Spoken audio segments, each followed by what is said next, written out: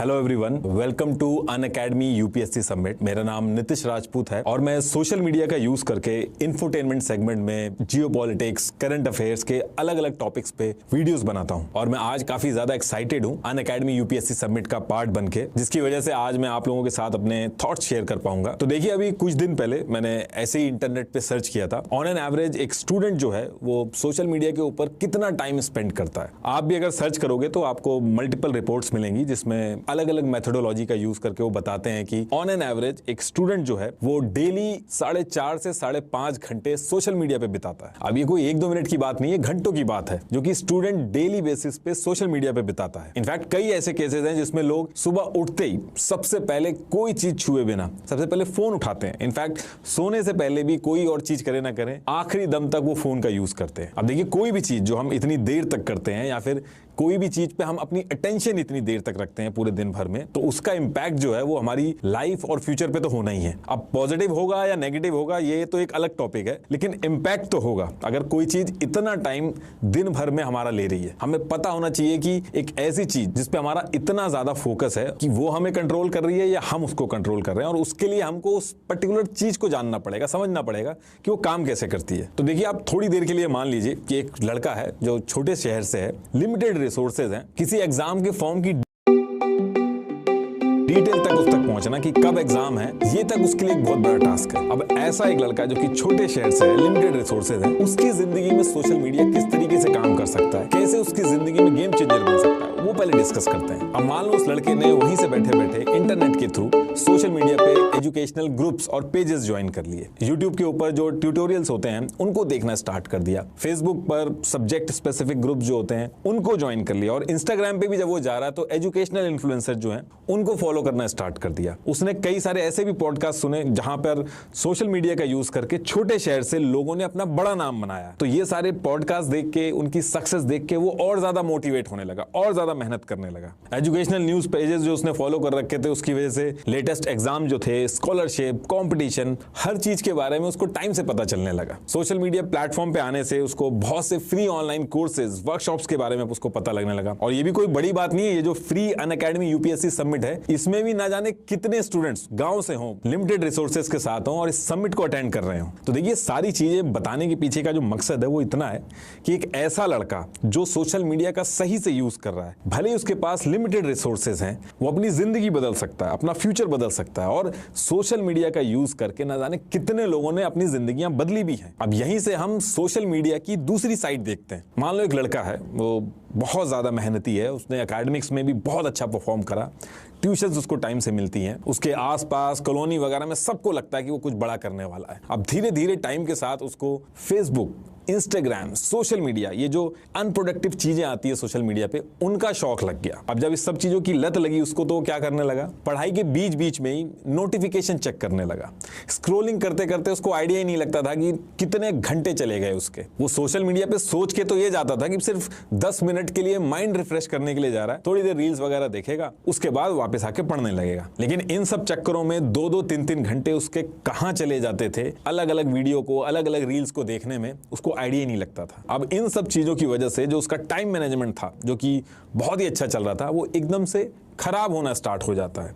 धीरे धीरे उसका जो कंसंट्रेशन है वो कम होने लगता है। डिस्ट्रैक्शन बहुत ज्यादा बढ़ गए थे, उसकी वजह से ग्रेड्स जो थे उसके वो कम हो गए। तो देखिए, उसके जो ग्रेड्स थे वो तो गिरने ही लगे थे, वो तो कम हो ही गए थे। सोशल मीडिया पे जो उसके फ्रेंड्स थे, जो फ्रेंड्स उसके पार्टी कर रहे थे, नई नई चीजें खरीद रहे थे और वेकेशन एंजॉय कर रहे थे, उसकी जो फोटोग्राफ्स पोस्ट कर रहे थे, उनकी लाइफ देख के उसको जो अपनी लाइफ थी उसकी, वो काफी बोरिंग लगने लगी। अब ये सारी चीजें देख के उसका जो सेल्फ एस्टीम था, कॉन्फिडेंस था, वो कम होने लगा। तो जो ग्रेड कम हुए थे वो तो हुए ही हुए, इसके साथ अलग नेगेटिव इंपैक्ट भी उस पर आने लगे। और गलती से अगर वो कोई पिक डाल भी देता था देखा देखी में कि जैसे ये लोग डाल रहे हैं तो मैं भी डाल दूं, तो उस पर नेगेटिव कमेंट आने लगे, साइबर बुलिंग जैसी चीजें होने लगी उसके साथ, तो उसको मेंटल हेल्थ जैसी प्रॉब्लम भी होने लगी, उसकी लाइफ इंपैक्ट होने लगी। तो एक फोकस्ड लड़का जो कि एकदम श्योर था अपने फ्यूचर को लेके, अब उसका पढ़ाई में मन लगना ही बंद हो गया, और जो अलग उसके साइड इफेक्ट है वो उसकी जिंदगी में और ऐड ऑन हो गए। तो देखिए, ये सारी चीजें बताने के पीछे का जो रीजन है वो ये समझाना है कि सोशल मीडिया को सही तरीके से यूज करना और गलत तरीके से यूज करना, दोनों के जो इंपैक्ट हैं वो बहुत ही ज्यादा हैं। हमें हमें ऐसा लगता है कि बस एक ही बार तो सोशल मीडिया खोल के देखेंगे, क्या इंपैक्ट पड़ जाएगा, जाके फिर पढ़ाई करने लग जाएंगे। इसका बहुत ज्यादा इंपैक्ट होता है और ज्यादातर लोग ऐसे हैं जो लाइफ में ये फिगर आउट ही नहीं कर पाते हैं कि उनकी आधे से ज्यादा दिक्कतों की जो जड़ है वो सोशल मीडिया है। अब देखिए, अगर आप सोशल मीडिया का सही से यूज कर रहे हैं तो बहुत अच्छी बात है, लेकिन अगर सोशल मीडिया आप गलत तरीके से यूज कर रहे हैं और आपको बस ये लग रहा है ये कोई बड़ी चीज नहीं है, ये तो मैं बस थोड़ी देर देखूंगा और उसके बाद मैं अपना पढ़ाई में लग जाऊंगा और ये एडिक्टिव नहीं है, ये सब ऐसी कहने की बात होती है, तो ये जितना सिंपल लग रहा है ये उतना नहीं है, ये बहुत कॉम्प्लिकेटेड है। और ये जो दुनिया के बेस्ट माइंड है, इनकी फुल टाइम जॉब है इस चीज को फिगर आउट करना कि कैसे आप लोग इन प्लेटफॉर्म से चिपके रहें। आप छोटे से काम के लिए अपने मोबाइल को अनलॉक करोगे और आपको बिल्कुल आइडिया ही नहीं लगेगा कि आप कब रील्स पे पहुंच गए और 1-2 घंटे आप कैसे झट से चले जाएंगे। 90% से ज्यादा स्टूडेंट्स को ये लगता है कि उनको एक्चुअल में सोशल मीडिया की लत नहीं है, वो तो बस ऐसे यूज करते हैं, जब वो चाहेंगे तब उससे वो दूर हो जाएंगे, जबकि एक्चुअल में ऐसा नहीं है।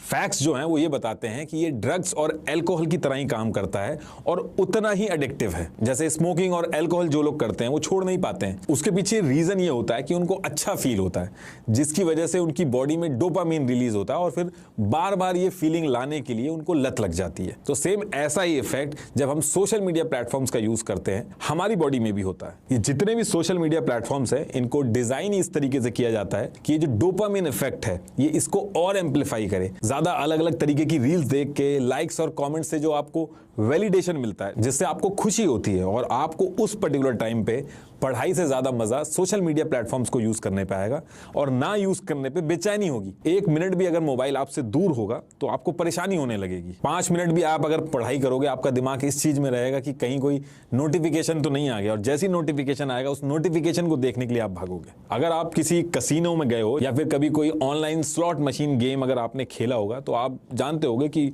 उसमें एक लीवर होता है, उसको आपको पुल करना होता है और फिर सही कॉम्बिनेशन जब आते हैं उसमें तो उसमें आपको रिवॉर्ड्स मिलते हैं। तो उसमें कभी कभी सही कॉम्बिनेशन आता है, कभी कभी कॉम्बिनेशन आते आते रह जाता है और कभी कभी होता है कि बिल्कुल बुरी तरीके से आता ही नहीं है, तो उसमें बहुत डिसअपॉइंटमेंट होती है। अब ये जो अलग अलग कॉम्बिनेशन है और जो सरप्राइज एलिमेंट है इसकी वजह से एक थ्रिल क्रिएट होता है, जिसकी वजह से आप बार बार उस लीवर को चलाने की कोशिश करते हो। आपका मन करता है कि उस लीवर को दबाओ और देखो क्या आने वाला है।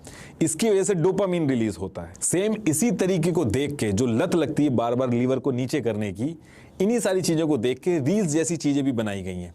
हर सेकंड जब आप अंगूठे से पुल कर रहे होगे और रिफ्रेश होकर एक नया कंटेंट आ रहा होगा, आपके सामने अलग अलग चीजें जो परोसी जा रही होंगी, कभी आप हंस रहे होगे, कभी कोई डांस आ रहा होगा, तो आपके साथ सेम सिचुएशन होती है। आप कभी ज्यादा खुश होगे, कभी उतना खुश नहीं होगे, कभी कंटेंट इमोशनल होगा, कभी बहुत हंसा देगा आपको। अलग अलग इमोशंस के लिए जैसे आप लिवर में करते थे, ठीक उसी तरीके से आप रील में करते हो। अपने अंगूठे का यूज करके जो आप बार बार अलग अलग कंटेंट देखते हो और सरप्राइज एलिमेंट ढूंढने की कोशिश करते हो, वो एक कसिनो की स्लॉट मशीन की तरह ही है, जिससे डोपामिन रिलीज होता है। और इसी वजह से जो रील्स हैं उनको आप सोचोगे 1 मिनट के लिए, 2 मिनट के लिए यूज करेंगे और उसके बाद इंपैक्ट उसका ये होता है कि माइंडलेसली उसको आप स्क्रॉल करते रहते हो, अपने आप को रोक नहीं पाते हो और आपके घंटों इसी चीज में चले जाते हैं। चाहे भले ही उसके बाद आपको पढ़ाई करनी हो, भले ही नेक्स्ट एग्जाम हो उसका, आप कुछ ना कुछ करके वो जो कसिनो की स्लॉट मशीन की वजह से जो डोपामिन रिलीज होता है वो रील में ढूंढने की कोशिश करते हो। अब ये चीज आपको भले ही नॉर्मल लगती है, लेकिन इसकी वजह से आपका जो फोकस है, जो आपका अटेंशन है, वो पूरी तरीके से खराब हो जाता है। और ये मैं ऐसे ही नहीं कह रहा हूं, ये एक्चुअल में ऐसा होता है। जब भी हम अपने फोन की स्क्रीन पे होते हैं तो ऐसा नहीं है कि बस फोन को ऐसे करके और बस सिर्फ वॉलपेपर देख रहे हैं। जब भी हम अपने फोन की स्क्रीन पे होते हैं तो हर सेकंड उस स्क्रीन पे कुछ अलग चीजें परफॉर्म हो रही होती हैं। उस स्क्रीन पे हम अपनी जो अटेंशन है हर कुछ सेकंड में स्विच कर रहे होते हैं अलग अलग पीस ऑफ इंफॉर्मेशन के लिए। Reels, shorts, dance videos, likes, comments, memes. तो कहने का मतलब ये है कि जो स्क्रीन है उस पे हर 10 से 15 सेकंड में आपकी जो अटेंशन है वो स्विच हो रही है। अब आप सोच के देखिए कि एक स्टूडेंट है जो दिन भर में 4 से 5 घंटे उस मोबाइल को पकड़ के अपनी अटेंशन को हर सेकंड एक चीज से दूसरी चीज पे ले जा रहा है, और उसके बाद अगर आप उसको रीडिंग के लिए कहोगे तो वो कैसे कर पाएगा। एक तरह से आप अपने आप को ट्रेन कर रहे हो रीडिंग से पूरी तरीके से दूर होने के लिए। एंजाइटी, स्ट्रेस जैसी चीजें भी आपकी लाइफ में आ जाती हैं। आप नोटिस करिएगा जो भी स्टूडेंट सोशल मीडिया पे बहुत ज्यादा यूज करते हैं, गलत तरीके से उसका यूज करते हैं, रीडिंग करना उनके लिए एक सजा बन जाती है। उनको लगता है कि पता नहीं क्यों हमारा पढ़ाई में मन नहीं लग रहा, लेकिन उसके पीछे जो एक्चुअल रीजन है वो यही है।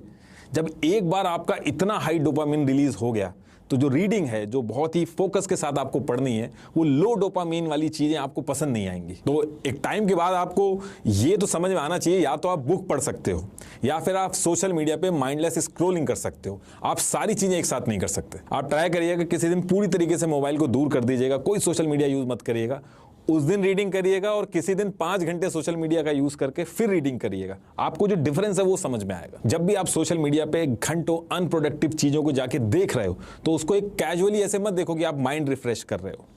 आपको ये समझना पड़ेगा कि आप उस पर्टिकुलर टाइम पे अपने फ्यूचर, अपने करियर, अपने रिलेशन, आपकी जो लाइफ के सबसे इंपॉर्टेंट चीजें हैं उनके साथ खेल रहे हो। और जो लोग कहते हैं कि हम कॉम्पिटिटिव एग्जाम्स की तैयारी कर रहे हैं, हम अप टू डेट रहते हैं इससे, तो देखिए हर छोटी बड़ी इंपॉर्टेंट अनइम्पॉर्टेंट चीजें, हर एक चीज के बारे में अपडेटेड रहना और डीपली किसी टॉपिक के बारे में इन एंड आउट जानना, दोनों बहुत ही अलग अलग चीजें हैं। अब आपको ये देखना है कि क्या चीज आपको हेल्प कर सकती है। अब इस चीज का कोई ऑफिशियल डेटा तो नहीं है मेरे पास, लेकिन आप खुद भी ट्राई कर सकते हैं। इस चीज को आप नोटिस करिएगा कि जो आपके आसपास जो दोस्त हैं या फिर जो लोग आप जिनको जानते हो जिन्होंने कॉम्पिटिटिव एग्जाम निकाले हैं, और कुछ ऐसे हैं जिन्होंने नहीं निकाले हैं, तो आप नोटिस करना कि कौन ज्यादा सोशल मीडिया यूज करता है, तब आपको और क्लैरिटी आएगी। ये जो सोशल मीडिया जाइंट हैं, एक प्लान तरीके से आपकी इंफॉर्मेशन कलेक्ट करते हैं और उसी इंफॉर्मेशन के बेसिस पे आपको कंटेंट परोसते हैं। आप अगर अपने मॉम डैड या फ्रेंड्स जो हैं उनका सोशल मीडिया खोल के देखिएगा, उनका अकाउंट अगर आप चेक करोगे तो उनका जो कंटेंट रिकमेंड हो रहा होगा वो एकदम अलग होगा, और आपको जो कंटेंट रिकमेंड हो रहा होगा वो एकदम अलग होगा। ये जो सोशल मीडिया जाइंट्स हैं, ये आपको वही कंटेंट दिखाएंगे जिसको देखने का आपका मन करेगा, तभी तो वो एडिक्टिव है। कुछ भी और चीज आपके सामने परोसी जाएगी तो आप नहीं देखोगे, लेकिन जब भी आपको आपका रेलेवेंट कंटेंट जो होगा वो आपके सामने रिकमेंड होगा, आप सारी चीजें छोड़ के उसमें लग जाओगे। तो एक्चुअल में आपके दिमाग के साथ खेलते हैं। आप अगर अपने आप को कंट्रोल करके मोबाइल को साइड में रख के रीडिंग वगैरह में लगते भी हो, तो सिर्फ एक छोटे से नोटिफिकेशन से सोशल मीडिया प्लेटफॉर्म घंटों ले लेता है आपके पोस्ट पे जो लाइक आते हैं, कमेंट्स आते हैं, फ्रेंड्स जो आपको टैग करते हैं, इससे आप एक्साइटेड हो जाते हो। नॉर्मली अगर आपसे जो नॉर्मली जो फ्रेंड मिलते हैं या फिर किसी दूसरे रूम में अगर आपको कोई बोल रहा हो, आप पढ़ रहे हो कि अच्छे लग रहे हो, तो इतना एक्साइटमेंट नहीं आती है आपको। लेकिन वो जो नोटिफिकेशन आपको आता है उसको डिजाइन इस तरीके से किया जाता है, आपको टेम्पटेशन हो, आप जो भी काम कर रहे हो उसको छोड़ के उस नोटिफिकेशन को देखने में लग जाओ, वरना इनकम्प्लीट सा लगने लगता है। और उस नोटिफिकेशन को आप देखने जाओगे तो आप कब रील पे पहुंच जाओगे आपको आइडिया ही नहीं लगेगा। और ये एक नेवर एंडिंग गेम है जिसमें कैसे भी करके आप जिस भी काम में इन्वॉल्व हो वो फोन आपको खींच के उसमें इन्वॉल्व कर लेगा। ये जो सोशल मीडिया प्लेटफॉर्म्स हैं, जो इनके ओनर्स हैं, इनका एक ही टारगेट होता है कि अगर गलती से भी आप इनके प्लेटफॉर्म से दूर हो जाएं तो कोई ना कोई ट्रिक्स लगा के आपको वापस बुलाना। इनफैक्ट जो आप सोते हो, जो नींद लेते हो, इनका बस चले तो ये उस टाइम पे भी आपसे सोशल मीडिया यूज करा ले। नेटफ्लिक्स के ओनर ने एक बार कहा था कि ये जो फेसबुक, गूगल ये हमारे कॉम्पिटिशन नहीं है, मार्केट बहुत बड़ा है। हमारा असली कंपटीशन तो एक आदमी की स्लीप यानी कि नींद है, क्योंकि यही एक टाइम है जब यूजर जो है, जो यूज करता है प्लेटफॉर्म को, उसके ऊपर एल्गोरिदम हमारी काम नहीं कर पाती है। इनकी एल्गो इस तरीके से डिजाइन होती है कि इनको आपके बारे में आपसे ज्यादा पता होता है कि किस तरीके से आपको सारे काम छुड़वा के इनको अपने पास बुलाना है। पेरिस में एक लड़की थी जूडा,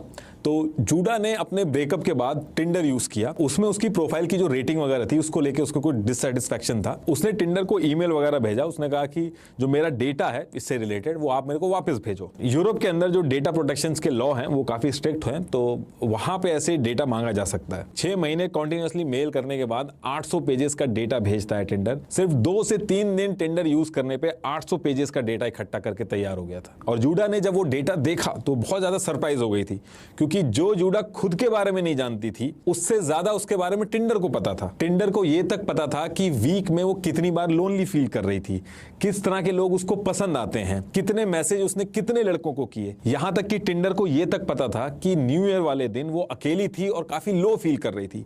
म्यूजिक का टेस्ट, लोकेशन, पसंद नापसंद, एक एक डिटेल टिंडर के पास थी। तो कहने का मतलब यह है कि इस तरीके से आपका जो डेटा है वो यूज किया जाता है और आपको अपनी तरफ खींचा जाता है। इतना डेटा अगर आपके पास आ जाए और आपको ये टास्क दे दिया जाए कि किसी की जो अटेंशन है वो अपनी तरफ खींचनी है, तो बहुत आसान हो जाती हैं चीजें। इस चीज को नाम दिया गया है अटेंशन इकोनॉमी, क्योंकि social media website constantly attention के लिए लड़ रही हैं ताकि उससे पैसा बनाया जा सके। इस अटेंशन इकोनॉमी की वजह से सोशल मीडिया की ओवरऑल मार्केट साइज 2024 के एंड में $231 बिलियन तक क्रॉस कर जाएगी। ये कई कंट्रियों की जीडीपी से भी ज्यादा है। 2022 में जितने भी ये मेटा प्लेटफॉर्म थे, यानी कि फेसबुक, व्हाट्सएप, इंस्टाग्राम, इन्होंने मिलकर $116.6 बिलियन का रेवेन्यू बनाया। और मेटा के ओनर मार्क ज़करबर्ग फोर्ब्स की 2023 की लिस्ट में 7वें सबसे अमीर आदमी बने। और सिर्फ मार्क ज़करबर्ग की बात नहीं है, अमीरों की लिस्ट में अगर आप दुनिया की अमीरों की लिस्ट उठाएंगे तो जो लोग इस अटेंशन इकोनॉमी पे काम कर रहे हैं वो सबसे अमीर आपको मिलेंगे। और सिर्फ अटेंशन की बात होती तो ठीक है, कई ऐसी कंट्रीज हैं जो सोशल मीडिया साइट को एज अ टूल यूज कर रही हैं दूसरी कंट्रीज को पीछे करने के लिए, जिसकी वजह से उस पूरी कंट्री की जो पॉपुलेशन है वो सफर कर रही है। बाइटडांस जो कंपनी है चाइना की, जिसका टिकटॉक है, वो चाइना के अंदर जो टिकटॉक है उसका वर्जन एकदम अलग रखती है यूएस के कंपैरेटिवली। इंडिया में तो फिलहाल बैन हो गया है, लेकिन अगर हम यूएस का एग्जांपल लें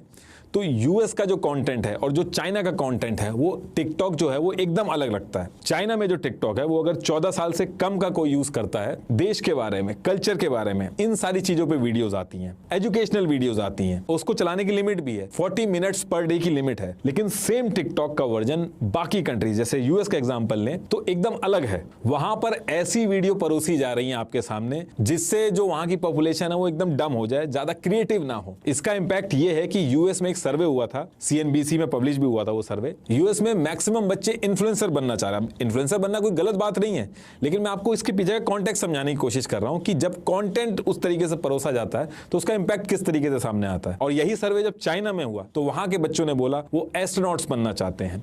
चाइना एक लौता ऐसा देश है जो ये जो इंटरनेट एडिक्शन है इसको एक थ्रेट मानता है अपनी कंट्री के लिए। चाइना ने क्या किया, उसने काइड एजुकेशन सेंटर खोला अपने देश में, जिसमें क्या करते हैं ये लोग, ये यंग जनरेशन का ट्रीटमेंट करते हैं जिनको इंटरनेट एडिक्शन है। इसके लिए इन्होंने अपने पूरे देश के अंदर 250 से ज्यादा सेंटर खोले। जैसे आर्मी की ट्रेनिंग होती है उस तरीके से यहाँ पे जो यंग जनरेशन है उनका जो इंटरनेट एडिक्शन है उसको दूर कराया जाता है। तो देखिए, इतनी जो मैं बात कर रहा हूँ ये इसका मेन मोटिव जो है वो ये है कि सिंपल शब्दों में अगर मैं आपसे कहूँ तो ये जो दुनिया के बेस्ट माइंड है इनसे आपकी लड़ाई है। वो जो बेस्ट माइंड है वो इस चीज के पीछे पड़े हैं कि आप उस मोबाइल से चिपके रहें। तो देखिए, ऑनेस्टली बताऊं तो आप इनसे जीत नहीं सकते। आप अगर सोच रहे हो कि आप अपने आप को कंट्रोल कर लोगे तो ये इतना आसान नहीं है। लेकिन हाँ, एक चीज आपके हाथ में है, एनवायरनमेंट क्रिएट कर सकते हो आप। रादर देन पढ़ाई करते वक्त अपने बगल में मोबाइल रख के अपने आप से लड़ाई करना कि मैं पढ़ाई करूंगा और बीच में मोबाइल चेक नहीं करूंगा, उसकी बजाय उस मोबाइल को ही आप रूम से बाहर कर दो। छोटी छोटी चीजों पे आपको ध्यान देना है। जैसे सोते टाइम अपने बगल में मोबाइल मत रखो, उसको कहीं दूर रख दो। फैमिली के साथ आप डिनर कर रहे हो, मत कैरी करो मोबाइल। आप इन सारी चीजों से लड़ नहीं सकते कि इसके अंदर घुस के मैं रील चलाऊंगा लेकिन मैं 1 मिनट बाद बाहर आ जाऊंगा। रेदर देन आप अपने आसपास एक एनवायरनमेंट क्रिएट कर सकते हैं जहां आपको इनसे लड़ने की जरूरत ही ना पड़े। और आपका जो मेन गोल है, जो आपको फ्यूचर बनाना है, उस पर आप ध्यान दीजिए। तो देखिए, जो फ्री टाइम नाम दिया गया है, ये जो आप कहते हो कि फ्री टाइम में हमने मोबाइल चला लिया, तो देखिए जो आपका फ्री टाइम है ये बहुत ही वैल्यूएबल है। इसको यूएस में बैठे किसी टेक बिलियनियर को फ्री में मत दो, इसको अपने करियर को आगे बढ़ाने में लगाओ। और लास्ट में मैं आपसे सिर्फ यही कहूंगा कि मुझे बहुत अच्छा लगा इस समिट के थ्रू आपसे बात करके। आप इस 2 दिन यूपीएससी समिट का अच्छे से फायदा उठाएं और सारे एक्सपीरियंस्ड एजुकेटर्स की क्लासेस को अटेंड कीजिए। और अगर आप यूपीएससी की तैयारी कर रहे हैं तो you can take the Unacademy UPSC subscription, जहां आप इंडिया के बेस्ट एजुकेटर्स जैसे मृणाल पटेल सर, सुदर्शन गुर्जर सर और सरमद सर, जिन्होंने thousands of successful UPSC candidates को अभी तक ट्रेन किया है। Thank you.